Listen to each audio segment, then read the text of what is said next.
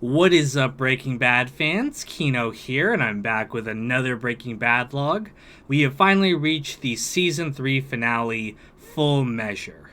And as always, at the end of each of these seasons, I like to take a little bit of time before the episode review starts in order to, give any news and plug any stuff that I have coming up. Now, this time, I actually want to plug an exciting announcement for all of you.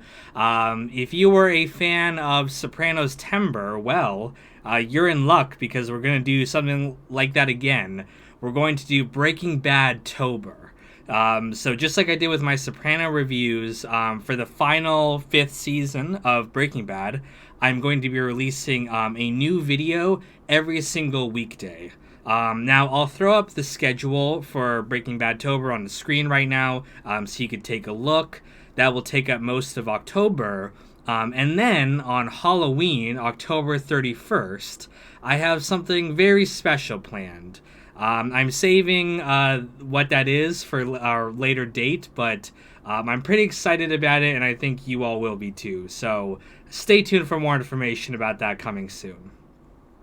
But as always, I also like to take a little bit of time to thank you all for watching these videos. It really means a lot to me that you all continue to, watch them week after week, comment on them. We can share our thoughts about it. If you want to participate in more discussions, you can join my Discord. It's linked in the description of this video. We talk about a lot of different shows, movies, different things there. They're all a part of this community. So thank you guys as always, and without further ado, let's get into the review. This is Full Measure. Now, we open the episode with a flashback of Walt and Skyler 16 years earlier. Skyler is pregnant with Walt Jr., and they're shopping for their first home.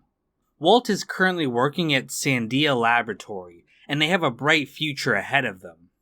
He suggests that they look for a bigger house, as they have nowhere to go but up.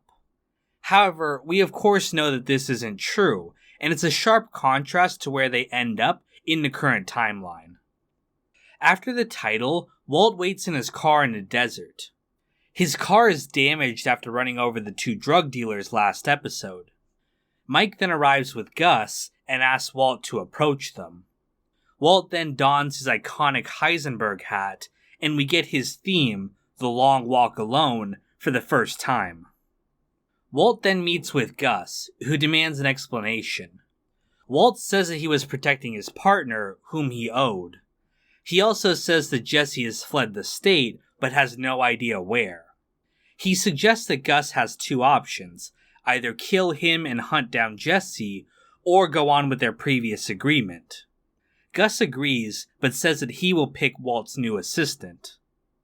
The next day, Walt arrives at the lab.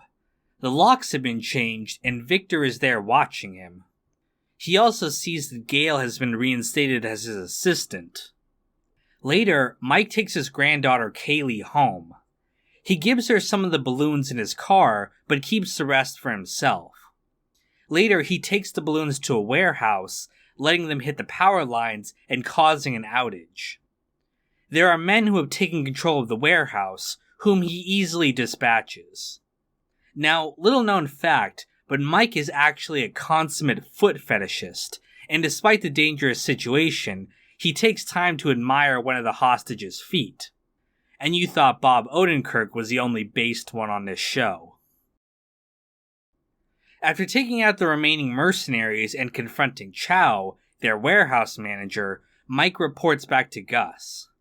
The cartel sent these men to probe for weaknesses in Gus's operation, of which they found none. Later, Gale is at home when he gets a visit from Gus. Gus asks how soon Gale can take over the lab on his own, pretending that it's because of Walt's health concerns. After some prodding, Gale says that he should be able to do it after one more cook. At their next cook, he asks Walt a bunch of questions about the process, which alerts Walt to what Gus has planned. Meanwhile, Saul gets a visit from Mike. He wants to know where Jesse is, and threatens to break Saul's legs and leave him in the desert if he doesn't talk. At first, Saul tries to stick to his professional ethics and keep Jesse's secret, but after being intimidated, he gives Mike an address in Virginia. Later, Saul drives Walt to the laser tag business under the cover of trying to convince him to buy it. In reality, Jesse is actually hiding out there. Saul says that they have 24 hours before Mike figures out the address is fake and tells them to come up with a plan. Walt believes that Gus is planning on replacing him with Gale, but that if Gale is dead, Gus will not be able to kill him because he needs the meth to flow. Jesse says that he doesn't want to do it, instead suggesting that Walt turn himself in for witness protection. However, Walt refuses to go to the DEA out of pride. Jesse says that he can't kill Gale, but Walt says that he will, and that he only needs Jesse to get him his address. He also pressures Jesse with the fact that he saved his life last episode. Later that night, Walt gets a call from Jesse with the address. Walt prepares to go do the deed, but Victor shows up and tells him they need him at the lab. Once there, it's clear that they plan on killing him. Walt, begging for his life, offers to give them Jesse if they'll let him live. Walt calls Jesse under the pretense of finding his location, but uses it to alert Jesse and tell him to get rid of Gale. Though they try to stop him and alert Gale, Jesse is much closer than they are. Gale opens his door, and Jesse is there pointing a gun at him. He then threatens him and demands that he leave Albuquerque at once. Gale is forced to flee across the country to Baltimore, where he forges a new identity as the managing editor of the Baltimore Sun. Now that's what I call a keen-over.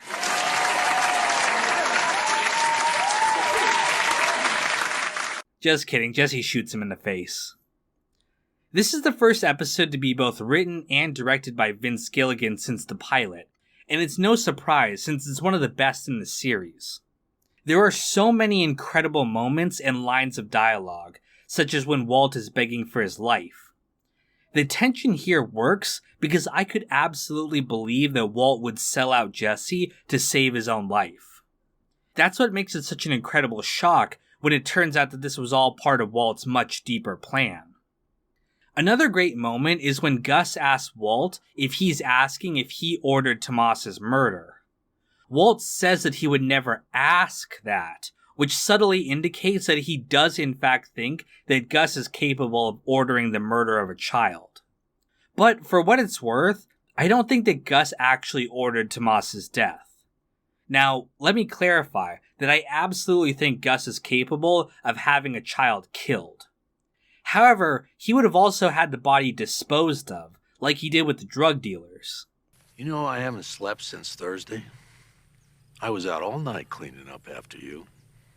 There's no way he would have left the body out on the street to draw attention, which is why I think the dealers did it on their own. Finally, I noticed that Gus has what appears to be a framed dollar on his wall, which is presumably the common thing that people do with the first dollar they ever make. Knowing Gus, he probably did this just as part of his persona as an unremarkable business owner.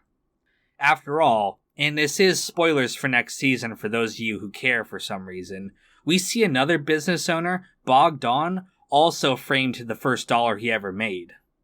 However, I also like the idea that Gus is like Mr. Krabs, and just insanely proud of his first dollar. This is not good. Jesse! This is not good. Mr. Gus is gonna be home soon, and when he sees what we did to his first dollar...